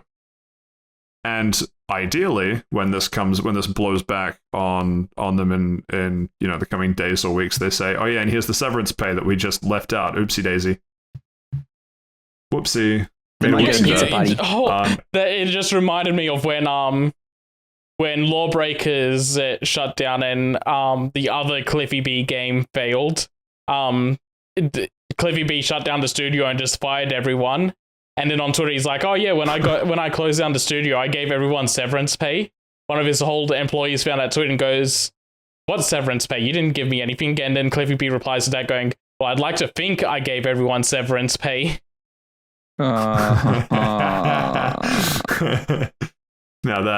that's like alpha mindset. If you don't remember you being a bad guy, then you can never be a bad guy. That's true. All the drinking can make you remember funny things. No, it is also interesting that, so we've memed on how much they've re-released shit, like Naughty Dog specifically, in the past, because pretty much everything that they've released since The Last of Us Part 2 It's has only been The Last of Us Part 1. Last of Us. That's all they've released since then. Yeah. Yeah, okay, that's what I was worried you would say. As well as what I still think is one of the best TV shows I've seen this year, if not longer. Like Last of Us TV show. Yeah, but I don't think they were really involved with that. Besides Neil Druckmann. Naughty Dog. Yeah, exactly. Naughty Dog itself probably wasn't, but Neil Druckmann certainly was. But the point being, we meme on them for not really releasing anything of substance or doing anything new or exciting, with the idea that Factions was going to be the thing that saves it, and Factions is no longer the thing that's going to save it. And it's shitty because we're going to end up talking about BioWare next, but it feels like a BioWare situation of you guys released banger after banger for a while, and now you're just in this weird loop where just everything you put out in the last little bit is just not necessarily shit, but like, what happened? Since the PS3 started, we've been trapped in a loop of Uncharted and The Last of Us projects. And Naughty Dog was known for doing new things every generation, so it kind of sucks that for the past almost 20 years, we've been stuck with these two franchises that are starting to feel tired. Please don't say nearly 20 years. That cannot be right. I believe Uncharted came out in 2007. You don't count for number one, though. Okay, number one so shit. we got 4 years. That's still fucking, yeah, man, time flies. 19th November 2007. Crazy. Yeah, anyway, it's just, yeah. We've talked about this situation with studios before, but it's just like, I don't know. Outside looking in, we don't know what's going on at the studio and everything, but it's not a crazy leap to see that all they've done is release and re-release the same shit for a while, and then suddenly we get to a situation like this, and it's super regrettable, but it's also like, gee, if only there was something that we could have done about getting to this situation that we've had so many years to prepare for on the back of so much success with previous titles. Also, Factions 2 was going to be a games as a service game, and look at how every other games as a service game has played out recently. Like, let's say it came out. It was... I don't believe that The Last of Us games as a service would have succeeded. It might have had a small community that was really into it, but I don't think something that narrative heavy would have survived as a multiplayer game.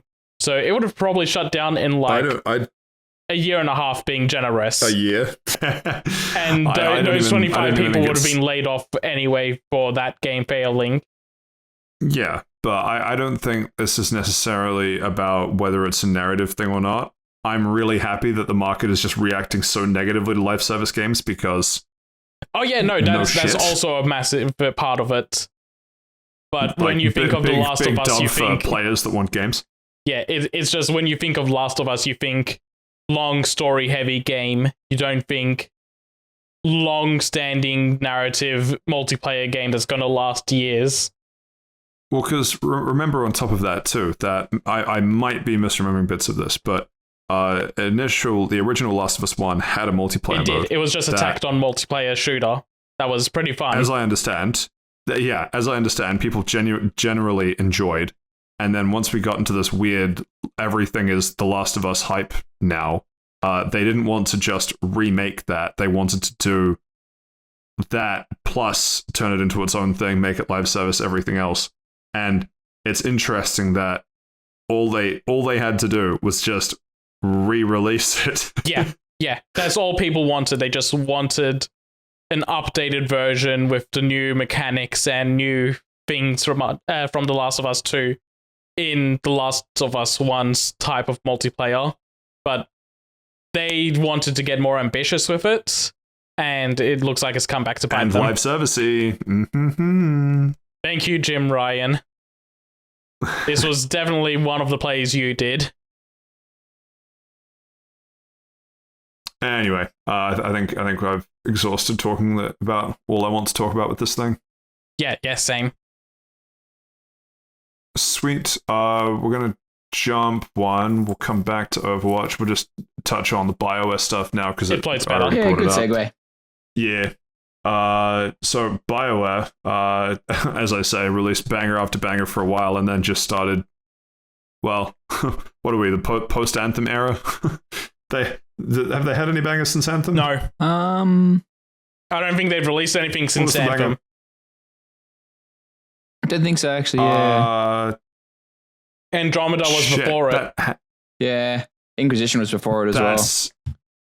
That's a bonkers stat then, because that means the studio has been somehow surviving on no release. Yeah, I think they got goodwill from the Mass Effect's Legendary Edition, which, to be fair, not a new game. That's a remake or a remaster of older games that were bangers. It is, and it didn't have the multiplayer mode that I still genuinely very much enjoyed for how simple it was. Yeah, get rid of the loot boxes in an ideal world, fine, but like the core gameplay loop of that multiplayer was actually very fun to me. I will fight anyone who thinks otherwise. Anyway, so BioWare, back in August, which we probably talked about. I don't remember if we did or not. Time is meaningless. But I didn't realize BioWare was in charge of the first Baldur's Gate. Didn't even know. I didn't realize that either, but it makes sense being a massive, big RPG like that. I'm looking at the Wikipedia page now. Yeah, they haven't done a game since Anthem. Damn. Fuck, that was... They announced Dragon Age 4 like a million years ago.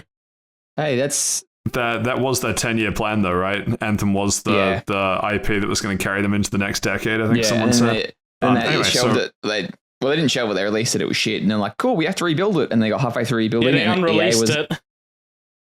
Yeah, they were rebuilding it. That's such a good phrase. They were building it, and EA is like, we're not funding this anymore. My favorite version of it being described was it was unbirthed. Oh, it's so true, though. Anyway, so back in August, BioWare was like, hey, we need 50 of you to not be here. Promotion to customer. Promotion to customer. This flight's too booked. We need people to catch the next flight. We will bump you to first class. No, they let 50 people go, and so they did so without cause, which is apparently in violation of Alberta. Which I did not realize BioWare was headquartered in Edmonton. Big dub for Edmonton. I don't know anyone that has anything good to say about Edmonton, but the fact that BioWare is headquartered there in the past would have been a dub. Don't know if it's a dub or an L now, but still interesting to me. Anyway, in Alberta, the courts have awarded a sort of formula for if you're firing without cause, you get at least 1 month of severance per year of service, with full value of benefits included. And the severance that BioWare offered was less. So therefore, people think it might be in violation. And there were some negotiations that fell through. And so basically where we're at now is that this blows my mind. 7 employees with an average of 14 years at BioWare. You were on the Wikipedia page before, Steve. How old is BioWare as a company? 1995. So how old am I? Because I was born in 1995. 28 years old. So an average of half the lifetime of the company. That's a weird way to think about it. So they have refused the low severance offer and have basically filed they call it a statement of claim, but basically requesting fair severance pay in accordance with what Alberta courts have called on before. They have counsel. Sorry, they have counsel that is going to try and go through with it. We're going to wait and see. But the main one, which makes a lot of sense, I didn't actually think about it, is that if you get if you get let go from a company and you're on NDA to not talk about what you're working on with that company, it makes it really hard to tell other employers what your skills are if you can't talk about or show anything that you've done. Oh yeah, no, I was under NDA for The Magician's Elephant, and I couldn't show the small little bits of animation I did on that movie until the movie came out, which was many months after I was let go for that. So then what happens in that instance? Like I have on my resume that I works for them. You just make it up. Yeah, I lie. You just straight up lie. No, I can put on my resume that I works at X company for so long, but I can't put it on my portfolio. And your portfolio in these industries is more important than your resume. I was just about to say, they probably don't even look at your resume. Like, this person's got a name, mad. Exactly, yeah. So C note 1, lie. Yeah. Tell them that you hand animated the entirety of James Cameron's Avatar. What are they going to do? Fact check you? Go talk to James Cameron. I was his right hand man. Yeah, and be like, oh, we can't. He's at the bottom of a trench somewhere. Too busy working on Avatar 3. He's already forgotten me. Anyway, it'll be interesting to see what comes out of this. Hopefully, well, unless there's some horrendous context that's being missed here, seems like BioWare, who admittedly are in a shitty place after how fucking god-awful Anthem was, unbirthed, as Saif would say, it still should be that you give fair severance pay to the people that you decide to promote to customer. That's my take, controversial as it is. Any final words from No, I either disagree of you with two? what you said. Yeah. So, Yeah, no. Safe? It all makes sense. Hopefully Dragon Age Dreadwolf comes out soon. And hopefully Mass Effect 4 comes out as well. 10 because years. they... At least. Give me some of that hopium and copium. I need a prescription dose. Which every time I think about it, it's still funny because everyone just ignores Andromeda.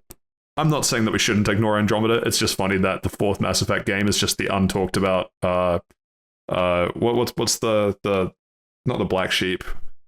It's like the untalked about something child. The I'm not helping you. Oh well, you know what? I'll put the shovel down. We'll just move on.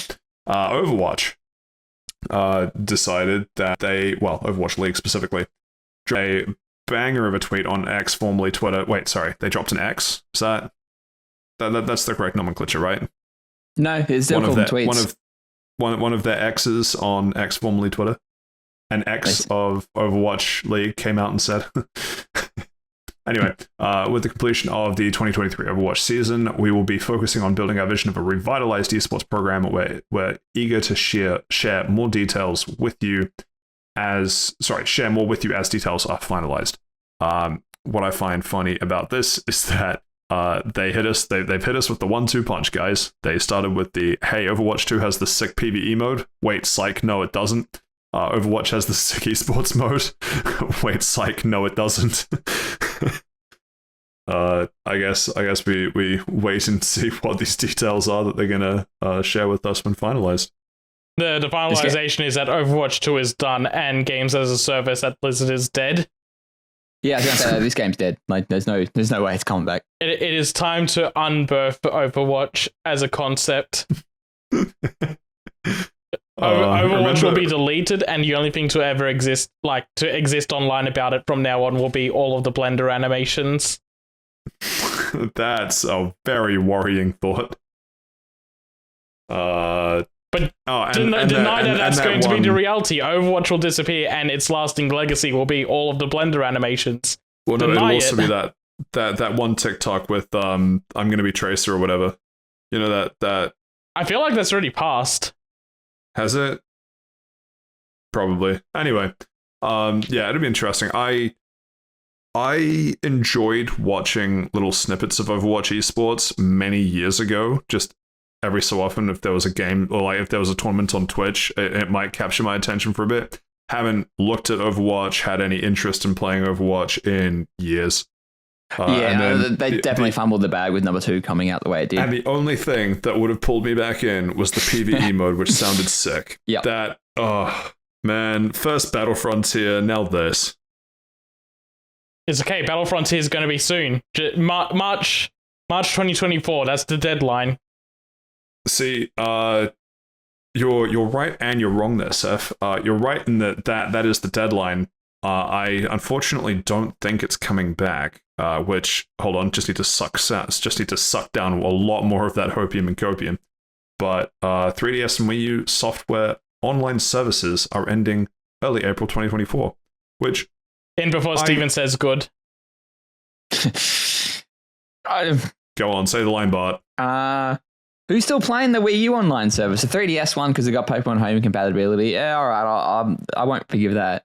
We literally had multiple weeks of Patrick saying he's been playing his 3DS Monster Hunter game recently. Yeah. Yeah, but isn't it that's just psycho behavior, but like. Okay, it is. Granted, but it is weird, right? Because back in the older times, I guess. Maybe even so with 3DS as well. There's something. Okay, I'll put my. In the earlier months, because I've cancelled my PlayStation Plus subscription. This is related, I swear. I've cancelled my PlayStation Plus subscription, and it'll run out in November. But before I had my PS5, I bought a PlayStation Plus subscription for a month, I think, to re-get access to all the games on Vita.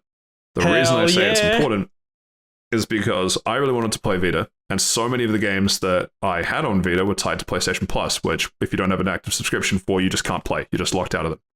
Sort of makes sense because I didn't technically buy any of the games. Fine.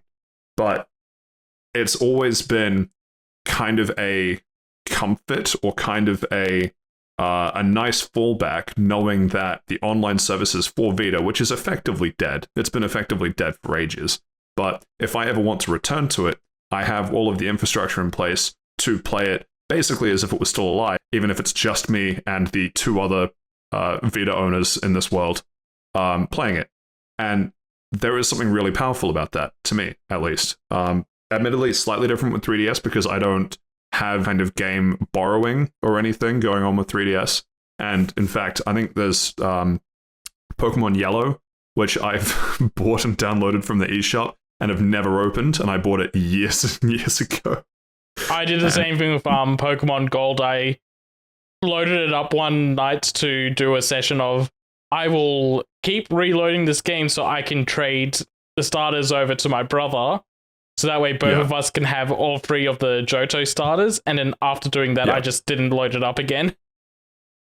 I think we made the same, I think we discussed the same point last week or the week before. But the point is, it does feel weirdly final when you now have a console that if I wanted to boot Monster Hunter and play with friends, or if I wanted to boot Pokemon and play with friends, or actually those are basically the only two games I played on 3DS.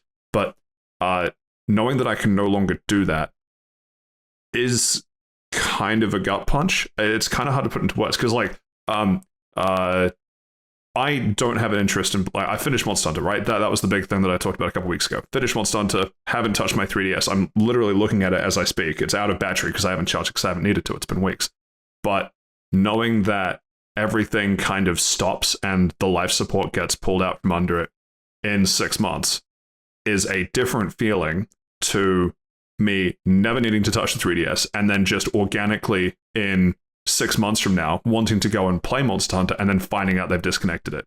Me knowing 6 months ahead of time is now making me think, should I be trying to, like, play it out? Do you know what I mean? Do I give it its Vikings funeral?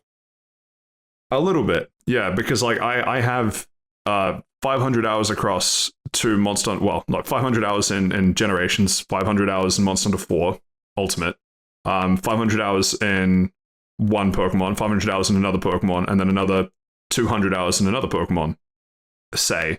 I know local play still exists. Totally fine. As long as the console's good, local play will continue to work. 100%. But so much of how I experienced the 3DS was playing online with friends in other cities and other places where we're not in close proximity. So it really is weird thinking, like, hey, effectively, your 3DS has 6 months to live. How do you want to spend that time? You get hit by a bus tomorrow? Fine. Go out, no regrets. You get told you have 6 months to live? Very different calculus. I'm not sure if that's the same calculation. Well, you can still, like... Well, no, because one of them you're already dead. You can still, like, download everything. You've still got all your physical media. So I guess this is a very rare win for physical media. It is, and that's why, in some ways, 'cause I actually don't think I've purchased a game from the 3DS store as, like, I want to say, like, a proper game, like a proper $60 tier game. I've got, like, Pokemon P-Cross. Remember that? P-Cross. Actually kind of fun, that puzzle game. Yeah. P-Cross. It was like a Pokemon puzzle game on 3DS. Apparently it's really nice, though. Yeah. And Pokemon Shuffle, before that, turned into a weird gacha mobile game. Perfect game. genuinely fun when I played it. Yeah, it's a great game. I got a couple of those. From the eShop, but everything else is physical media. So physical media is set like that. That's fine. But yeah, it is just weird. It's weird that I know that now. You know, maybe and maybe it is because I've just been spending the better part of a couple months playing Monster Hunter, where I've been using the 3DS weekly at least, where I haven't done that for years. So I don't know. This one, my gut. Well, I am sad. But I don't know how much of my sadness is based on me being one of the few people to have used a 3DS this year, amongst other things. What are your guys' takes on this? Well, I've said it before. Like, it's like legacy stuff is cool, but like how many people are actually using it? And apart from you, Pat, like it's we literally have a person still using it right here. It's not one of those cases where you can say that it's just like, oh yeah, some person I made up. Patrick is right here. But at the same time, it's like Steve doesn't think I'm people. Like what are we doing type of stuff? Like the statistic right now is 1 in 3 people. Yeah, right. Alternative, right? Alternative. Nintendo either provides a way or gives access to some ability for people to run a third party. Maybe because I haven't homebrewed my 3DS. I don't have it hacked in any way, which is kind of crazy that it's 2023 and I haven't done that. But if there was some way to replicate being able to connect to people, yeah, fine. No, I don't care about this in the Nintendo eShop. won't officially endorse it, but there is a group that's done this for the Nintendo DS and the Wii. And with the news that this is happening to the 3DS and Wii U, they're going to start workshopping how to do online connectivity for these consoles. Yeah. And that's exactly where I was trying to get to, which is that I'm sure there are some geniuses out there who will do it. And I think if Nintendo were to, maybe not officially endorse it, but if there was some way for Nintendo to, under the table, help that effort, I would feel much better about everything having the plug pulled in 6 months. That's where I was trying to go with that. But continue, Steve. Tell me about how I'm not No, people. it's just sort of like a cool, like we've got like sort of one minor example, like what? Oh, you're calling me a minor now too? But like what purpose? Like for little type of things, like is this taking, how much money is it spending them? Is it impacting their ability to release like new games? Not really release new games, but to have new games.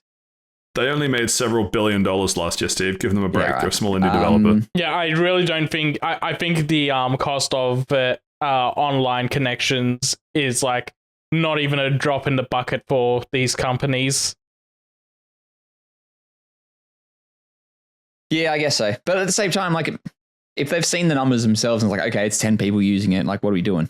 I don't think it's even just the numbers. It's just it's been 10 years. Yeah. I think it is a timing-based thing. 10? The Wii U released it. The Wii U released like 10 years ago, 11 years ago. Yeah, because I got my 3DS at the start of 2014, but by that point, quite a few friends already had one from 2013, and I imagine Wii U or 3DS, one of the iterations, possibly came out before then. Yeah, 3DS, I remember getting it in 2011. Yeah, that was sort of the ballpark what I thought. So yeah, I suspect it's entirely based on how long it's been, but still weird to think about. Yeah, for me, it's just these things don't cost them that much to keep up, so I think it's best to just leave them up for the people still using it. Yeah, that's true. Do you reckon? Yeah, I don't know. Maybe there is something on the not on the inside. It's not the right word. But is there like a specific reason that they actually care? Like is there's, I can't even like think of a reason like they would show it. Like, do they have to dedicate a couple of people just to fix it? Does it have weird, not compatibility, but are there weird issues with like keeping it online? Like I don't know if they do on that end of things. But they do still care enough to update the Wii U and the 3DS to fight off piracy and homebrew. That's true. They do that. So they do still have people on a team dedicated to software stuff for these anyway to try and fight off piracy. Yeah, there's no reason if they're fucking around. Yeah. It would just be easier for them to keep doing it, but the only thing that's up in the air is whether Pokemon Bank will keep working or not, because that's not really connected to the Nintendo Online network, so that might still survive a little bit longer before the Pokemon Company pulls the plug on that. Well, that's sort of been on life support for a while because like you can't download it anymore or something. They keep saying next year for realsies you can't use it anymore, because I think I've gone through 3 or 4 panic attacks with needing to pull all my shit. I think at this point I'm just going times. to take all my stuff from Pokemon Bank and leave them trapped in Sun and Moon. Just bring them over. It's not Leave hard. them trapped on the 3DS side. You don't want to bring them into Switch. Second job. Because then I've got to pay to sub for Pokemon Home, and I don't feel like I play Pokemon enough or even care enough to keep the living decks going that way. If I really want to, I can just complete a Pokédex per game. Yeah, I keep the living decks just as like spares and stuff. It's sort of helpful now that I'm not all into competitive, but I'm doing a lot more competitive in-person events. Like, it is pretty cool to be like, okay, I need a Milotic. I have 3 in Pokemon Home. I don't have to fuck around. Yeah, I really hate that Pokemon Home is this in-between thing where it's like, oh, hey, I want to move a Pokemon from Arceus over to Scarlet and Violet, but I need to put it in Home first because there's no connectivity between these games. Yeah, there definitely is a better way that they can use Home, and I don't know why they don't do it. I know it's just like, what is it, $5 a year a sub, so it's extremely cheap. But I think it's a bit more than that. I thought it was like pre-US, so I was just trying to do a rough roundup. But yeah, I can't remember. Maybe because I've got the Pokemon Home. Not Pokemon Home. The Nintendo Switch Online. I think maybe I'm just sort of confusing them both together. Yeah, but it's just like, it's a sub for me to go, oh, hey, I have Pokemon in the background I can pull out for a certain game, even though I'm not doing that. So it literally just exists for me to have a living dex on the cloud. And at that point, I'm just thinking, like, why do I want to bother with that? Yeah, true. Very true. Anyway, yeah. I'm good to move on. Yeah. Also good to move on. I mean, also just the subtext on the article is that Pokemon Bank to remain online, but I guess for how long for? Ah, okay. Yeah, that's why I was bringing it up. Yeah. Finally, we have voting availability, not just for the New Zealand general election, but the 2023 Golden Joystick Awards, which might be more impactful. Who knows? Got something political you want to say, Pat? No, not at all. Get out and vote if you're in New Zealand. Yeah, we should also get out and vote, Stephen, when the vote for the voice is going on in like Pokemon 11 tournament days. that day, my friend. It's next week. The 14th, I thought it was the believe. 15th. I I had a flyer saying the 15th. I thought it was the Saturday. Maybe it is the Sunday. I don't know. It's the same day as a Pokemon tournament I'm going to. So the Pokemon tournament's in the afternoon. So the runner has been like early. Pretty much, he'd been like, vote because we're not fucking delaying it because you haven't voted. I can't wait for a Pokemon tournament to fall into political chat. So heading back to what the article was actually about, the Golden Joysticks, quite a few of the games that they talk about make sense. You know, Baldur's Gate 3 up there, Tears of the Kingdom up there, 4 nominations each apparently, that's cool. Street Fighter 6, Hi-Fi Rush, Starfield, all those, they make sense to me. I've heard of Dave the Diver. I've never seen anyone play it or talk about it. I've seen a trailer for it. I've heard, I think it was someone from the Giant Bomb cast. I think it's Jan, the host. He loves this game. He reckons it might be one of his game of the year. Apparently it's a very good game. What is it? From my understanding, it's one part Subnautica where you're going into the water and you're like sort of half catching fish, half like spear fishing. And then one part is a sushi mini game where you're serving what you'll catch in a restaurant that you own. Interesting. I think that's want what it is. Steven to know that I've already gone through the categories and voted, and just to appease him, I have given some Xbox games some votes. And by that, I mean... What a fucking weird thing to say. I gave Hi-Fi Rush some votes for things I thought it deserved, like best visuals. Thanks, man. You're doing God's work. Doing God's work for the Xbox support. Also, Final Fantasy 16's been nominated for 2 things. First one was best audio, and the second one was best PlayStation game. So I just did it for both of those. Best PlayStation game. Yeah, they didn't do an overall best game of the year. They've done best game by platform. Oh, that's what else was in the best PlayStation category? What was that? What else was in the best PlayStation category? Let me get to it. PlayStation. Don't pull it up if it's not. No, it's in front of me now. PlayStation category was Final Fantasy 16, Humanity, Armored Core 6, Resident Evil 4, Jedi Survivor, and Street Fighter 6. It's such a weird thing seeing Resident Evil 4 in that list. I'll go through Nintendo and Xbox as well. Nintendo had Pikmin 4, Octopath 2, Fire Emblem Engage, Metroid Prime, Fae Farm, and Tears of the Kingdom. I think we can all agree that only one of those games deserves the award. And yeah, Pikmin 4. All right, now you two fight a Mortal Kombat duel to the death. Mortal Kombat 1 on Switch. And Xbox Game of the Year category is big muscly handshake on that one, Steve. Planet of Lana, Pentiment, Starfield, Chance of Sinner, Hi-Fi Rush, and Dead Space. Planet of what? Some of the Hi-Fi Rush came out on PC. I don't know. I know you can't really do Xbox exclusives anymore because they come out on PC. Yeah, and all of these categories have had multi-plat games except for Octopath 2 was came out last year, didn't it? What was that? I thought Pentiment came out last year. It might have been like in the period where votes cut off for last year, so they get put into this year. 15th of November. Yeah, because this list is going off in October, so it means anything after this date is going to be in next year's list. It's missing out on 2 months. Like, how can you call this Game of the Year? The Game Awards is in December. Why do they do that? Yeah, Spider-Man 2 is still supposed to come out for PlayStation. Yeah, but yeah, I guess so. But I don't know. Well, remember to get your votes in, kids. I don't have anything more to add to this. Nah, it's just a fun thing I wanted to bring up. Let people get their votes in while they can. Make sure to vote over Starfield. No. Where's Redfall? I can't see. Nobody said anything about Redfall.